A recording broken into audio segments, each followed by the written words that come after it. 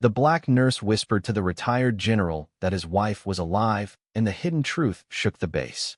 "They told you she died in the fire," the nurse said, her voice low, trembling. "But sir, she didn't." In that sterile room with humming fluorescent lights and the faint scent of disinfectant, retired General Walter Garrison stopped breathing for a moment so sharp, so still, it cut the air in two. Walter had lived 20 years believing his wife, Eleanor, perished in a freak electrical fire that devoured their off-base home in 2005. It had happened while he was deployed in Kandahar. He returned to cinders, a folded flag, and silence. No remains, just ashes, and orders not to ask questions. Now this woman, young enough to be his daughter, dark-skinned with almond eyes, and the kind of quiet fury that only people used to being dismissed, Carrie stood at the foot of his hospital bed telling him his life was a lie. Her name was Ava Collins, and she wasn't supposed to be assigned to him. She'd only taken the shift because Nurse Ramsey had a family emergency and the night staff was short. Ava, finishing her rotation early, had volunteered for the overnight. She didn't expect to find herself caring for the man whose name was whispered like a god's among the brass and cursed like a devil's among the enlisted. The first time she saw him, strapped to monitors, his skin pale, chest heaving, she didn't feel awe. She felt history's weight crawl up her spine. Her grandmother used to whisper about the fire. Not just any fire, that fire. The one the newspapers covered for a day and forgot by Monday. The one where a white colonel's wife supposedly died. But her grandmother, who worked as a cleaner on base back, then had seen something.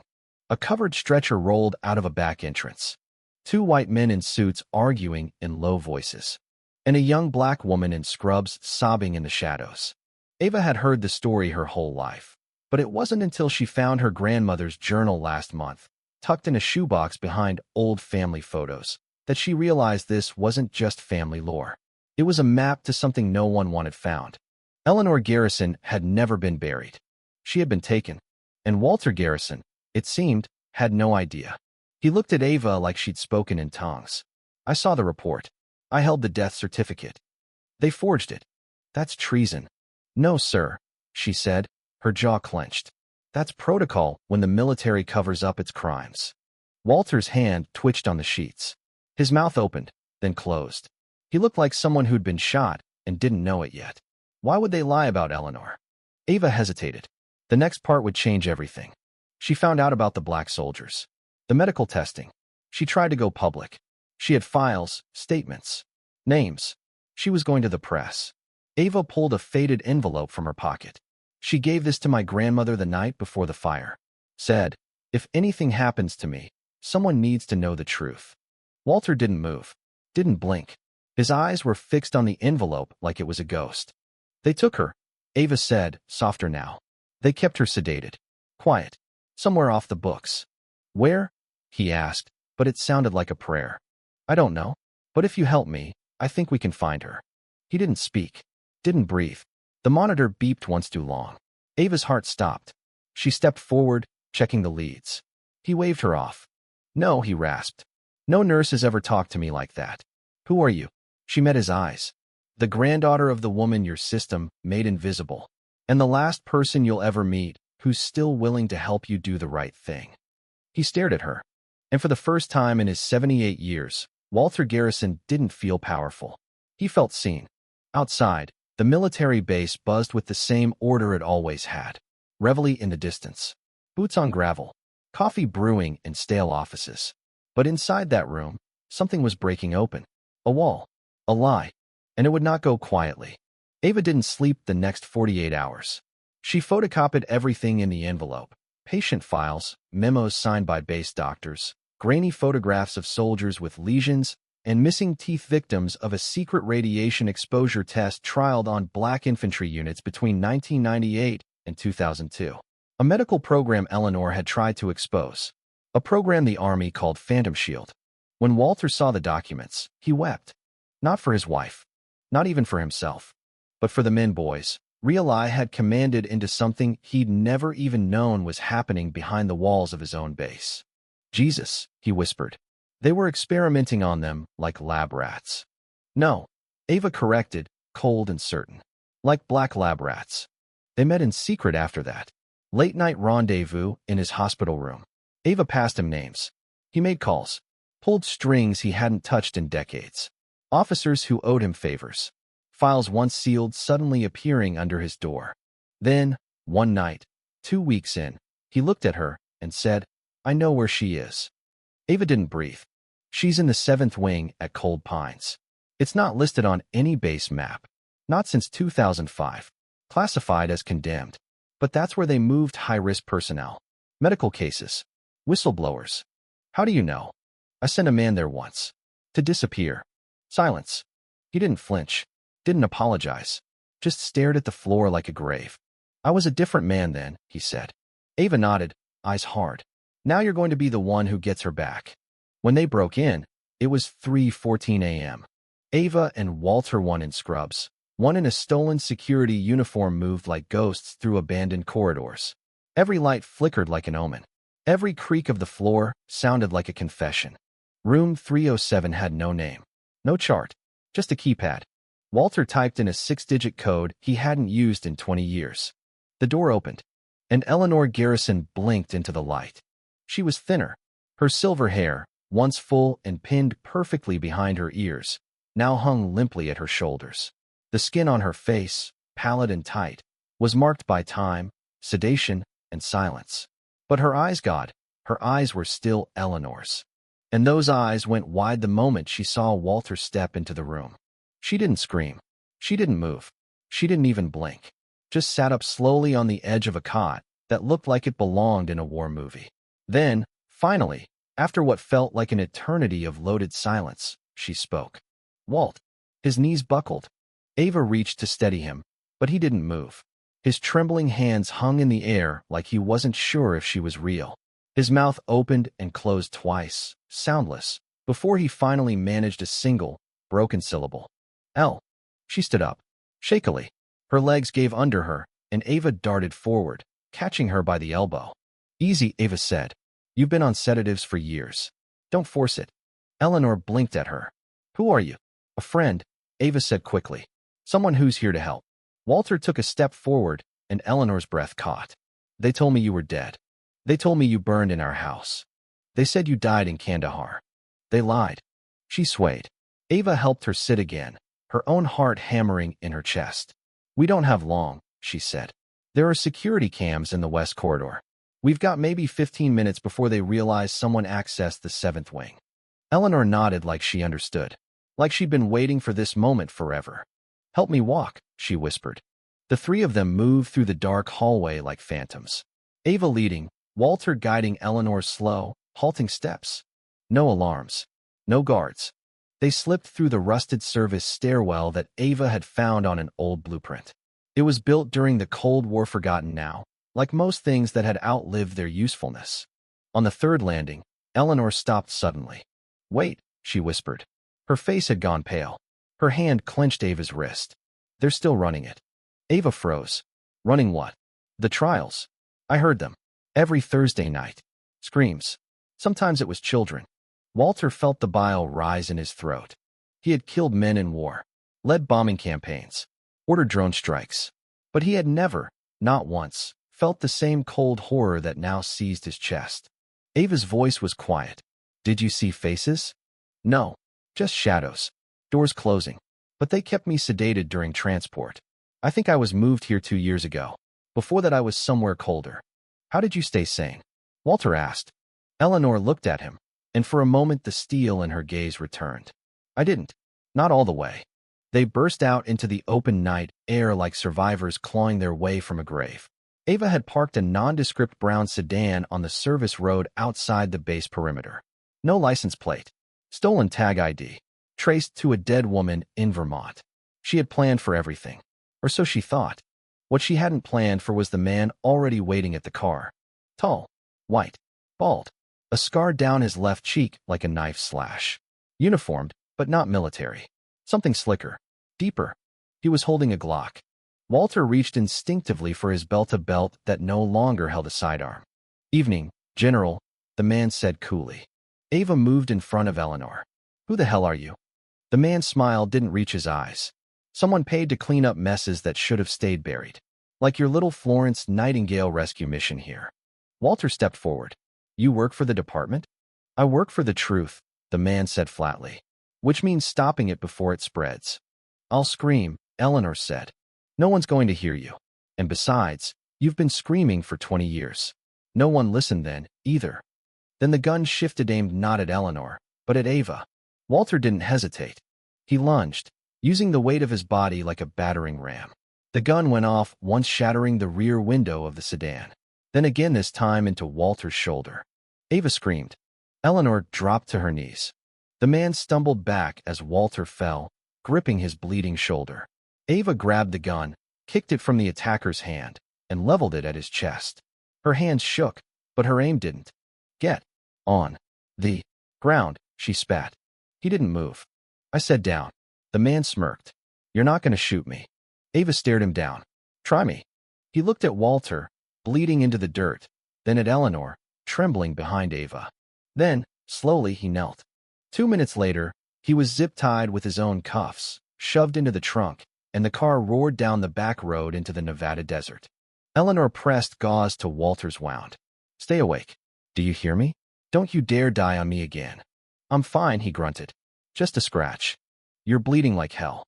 I said I'm fine. Ava drove like her hands were wired to lightning. Her heart hadn't slowed since the first shot fired. We need to get off the grid. There's a safe house, Eleanor said. Old military contact. Female colonel. Maggie Halpern. She owed me. You think she's still alive? If she is, she's still fighting. They reached the safe house at dawn. It was a cabin built into the side of a cliff near Lake Arrowhead, camouflaged by decades of disuse and the kinds of trees that grew tall enough to whisper secrets. Maggie answered the door with a shotgun, saw Eleanor, and burst into tears. That night, they burned everything but the truth. The files Ava had scanned were uploaded to 3 secure servers in Iceland, Canada, and Estonia. Walter recorded a video face-on, name, clear detailing everything. The experiments, the cover-up, the fake death. He didn't flinch, didn't ask for redemption, just told the truth. Eleanor's story followed, then Ava's. They sent the package to The Guardian, The New York Times, The Intercept, and 60 Minutes. And then, they waited. What came next was fire. Within 72 hours, headlines screamed through the media. Former general reveals decades of secret medical testing on black soldiers. Army whistleblower found alive after being declared dead in 2005. VA hospitals linked to sterilization experiments, documents confirm. The Pentagon denied everything, then confirmed some, then launched an internal investigation. But it was too late. Congress called hearings. The surviving soldiers, those still living in pain, in silence came forward with matching symptoms. And in a moment that split the country open, Walter Garrison stood before the Senate Armed Services Committee and said, the enemy wasn't foreign. It was us. And the price was paid by the ones we deemed disposable. Eleanor watched from the gallery, Ava beside her. You're not the same man I married, Eleanor whispered. I hope not, Walter replied. Ava didn't say anything. She didn't need to. The nation was listening now. And for the first time in decades, it had no choice but to hear. The base was in lockdown. 3-star generals were summoned to Washington on red-eye flights. Civilian contractors were scrubbed from the registry. Files disappeared. Some people too. The official line was national security incident. But those paying attention knew better. A reckoning had begun. Ava Collins, now a reluctant face of a movement, found herself standing before cameras in the rain outside the Capitol. Microphones shoved into her face. Flashbulbs going off like machine gun fire.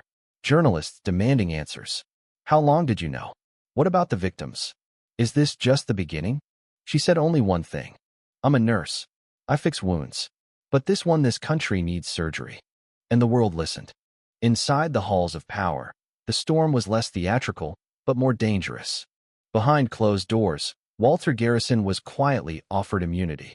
Testify against the department, and we'll shield you, said a federal prosecutor. Refuse, and you're part of the problem. Walter didn't hesitate. I've been part of the problem. He told them everything. How whistleblowers were flagged as high-risk containment cases.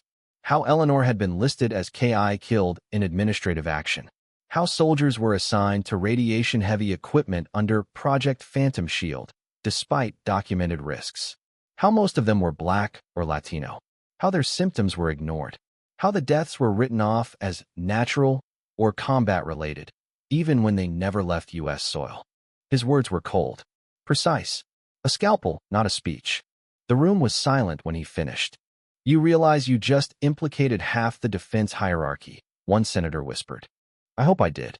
Outside the hearing, Eleanor sat in a small, dimly lit cafe a block away, trying to remember what it felt like to breathe freely. Every time she blinked, the fluorescent buzz of that cold facility came back. Every time she closed her eyes, she was back in the white room. Strapped down. Dosed. Forgotten. Do you think they'll believe him? She asked Ava, across the table. Ava stirred her coffee slowly. Doesn't matter. He's not the one they need to believe. You are. Eleanor looked down.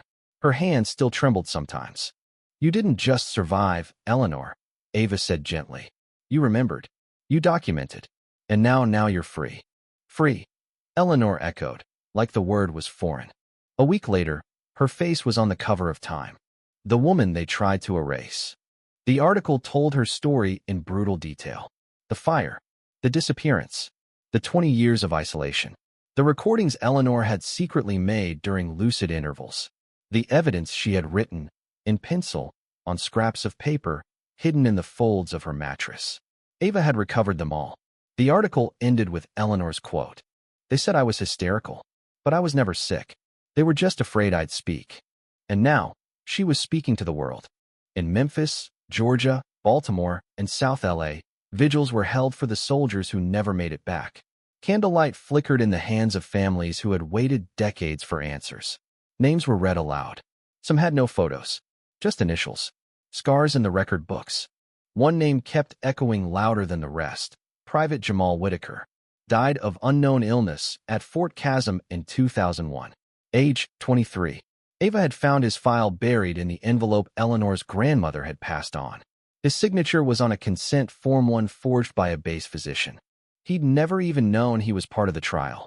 His mother flew to D.C. and spoke at the next hearing. My boy gave his blood to this country, she said through tears. And y'all buried it under paperwork. That clip alone was watched 12 million times in a week. Meanwhile, Ava and Eleanor kept working. Behind the spotlight, beneath the noise. They started Project Lightpost, a coalition of nurses, whistleblowers, and veterans dedicated to uncovering unethical experiments in the military-industrial complex. The goal was simple: transparency. The price, however, was not. They were doxxed. Threatened.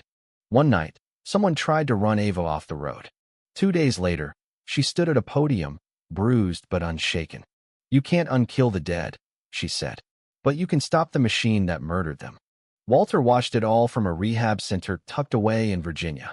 His wound had healed, but his soul hadn't. He hadn't spoken to Eleanor in weeks. The last time they spoke, she'd said, I don't know if I forgive you, but I know you're trying. That had to be enough. One morning, an aide brought him a letter. No return address. He opened it slowly, hands shaking.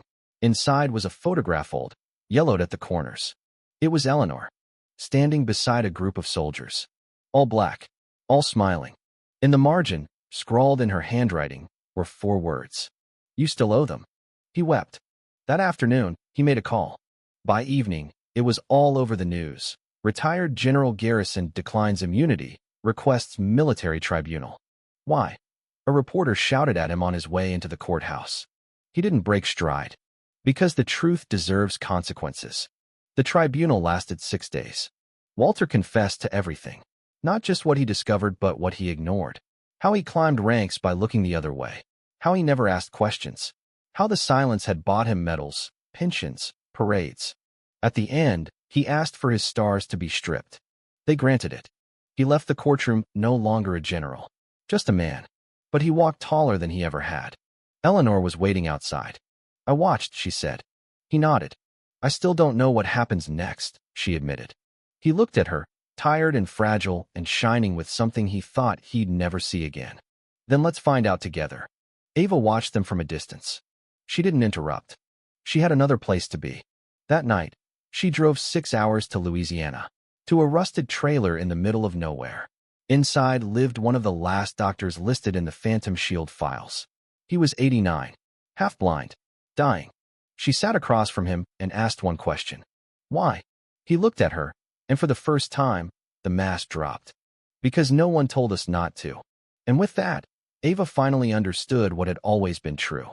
The system hadn't broken. It had worked exactly as designed.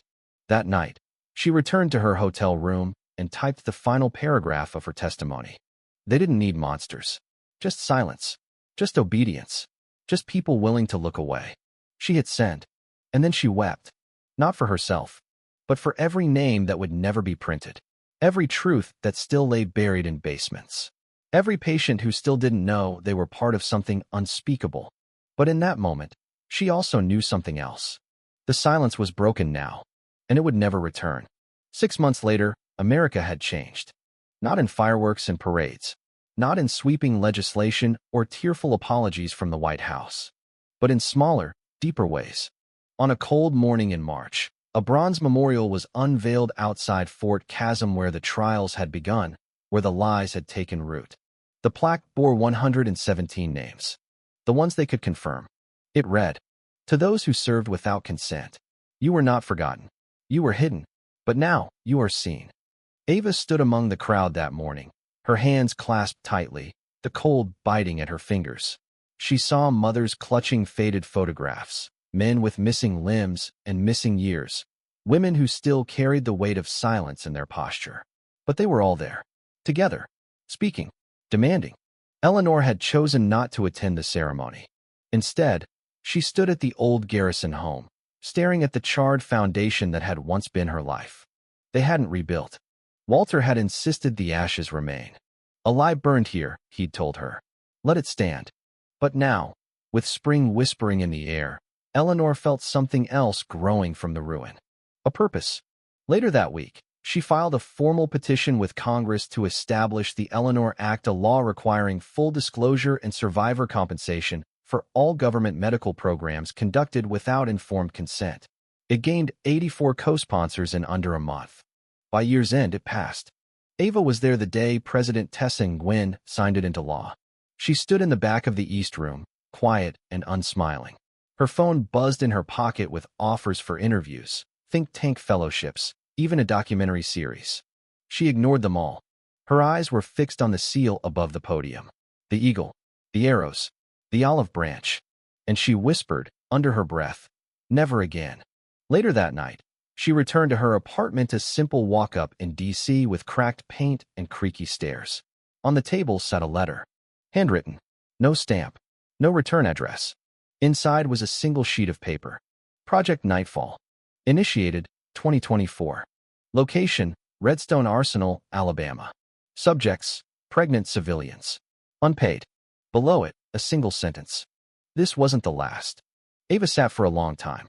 Then she picked up the envelope, locked her front door, and started packing a bag. She would go. She would find out. She would expose it again. Because that's what light does. It moves toward the dark. Walter died quietly in his sleep, 1 year after the tribunal. No cameras. No statements. No medals on his chest had returned them all. But beside his bed was a photograph. Ava and Eleanor, standing side by side, smiling with the Capitol in the background. The back of the photo had a note in Eleanor's handwriting. "This time, we told the truth." He was buried without military honors, per his request. Instead, his funeral was attended by civilians. Survivors, nurses, journalists, quiet men and women who had once been test subjects and now had stories and names. Eleanor stood alone at the grave. She didn't cry. She simply placed a folded copy of the Eleanor Act beside the headstone and whispered, "You owed them. You paid some of it back." In 2027, Ava Collins gave a TED Talk. It was only 14 minutes long. She didn't open with her story. She opened with Jamal Whitaker's. She showed his photo, talked about his dreams of becoming a writer, his love of jazz, the fact that his favorite book was Invisible Man by Ralph Ellison. "Poetic, isn't it?" she said, smiling grimly. "They made him invisible, just like Ellison warned." The crowd sat in silence. "I'm not a hero," she said near the end. "I'm a nurse. I hold pain. I listen. And sometimes, when I can, I fight." Applause erupted. But Ava didn't smile. Because fighting meant you didn't get to rest. You didn't get to forget. You just moved on to the next wound. 3 years later, she stood at the edge of a chain-link fence in Alabama, staring at a rusted government facility surrounded by pine trees and silence. Beside her stood 2 young reporters. She passed them a flash drive. Inside were names, test results, audio, images. She had spent the last 2 years gathering it all. Quietly, relentlessly. "You know they'll come after you," one of them whispered. "They already do," Ava said. "But if you go public." "I'm not going public." They stared at her. "I'm giving it to you," she said. "You're the next voice. Not me." And then she walked away. Into the trees. Into the dark. The story broke a month later. Project Nightfall exposed. Illegal testing on pregnant women at federal site. Congress reeled. Protests erupted. Arrests were made. Whistleblowers stepped forward. And in a coffee shop in D.C., Eleanor read the article silently. She closed the paper, took a sip of black coffee, and smiled faintly. "She did it again," she murmured. The years passed. Not easily, not quietly, but change came. Slow, reluctant, messy change. There were new safeguards, new laws, a growing movement of military accountability activists, many of them young, many of them former enlisted, and many of them people of color. Ava never returned to nursing. Instead, she trained others in how to document, how to protect, how to burn down silence. She never sought fame. She disappeared from headlines, declined interviews, moved often. Some said she'd gone underground. Others said she was exactly where she needed to be, everywhere. The last known image of her came from a grainy protest photo in Philadelphia. She stood on a police barricade, holding a sign with only 5 words. "We do not consent anymore." That image went viral, then vanished. 10 years after the first expose, a young girl in Baltimore was assigned to write a school essay on an American who changed history. She wrote about Ava Collins. Her teacher had never heard of her, but the girl brought in a printout of the Time cover, the TED Talk, and a photo of the Fort Chasm Memorial. Her presentation ended with one quote, pulled from an obscure speech Ava gave at a university no one remembered. "They tried to bury us, but we were roots." The classroom went silent, and in that silence, truth bloomed, just as it always will, as long as Simeoniani and I's brave enough to whisper it. The end. Thank you for listening. If you find it interesting, please like and subscribe to follow the next stories.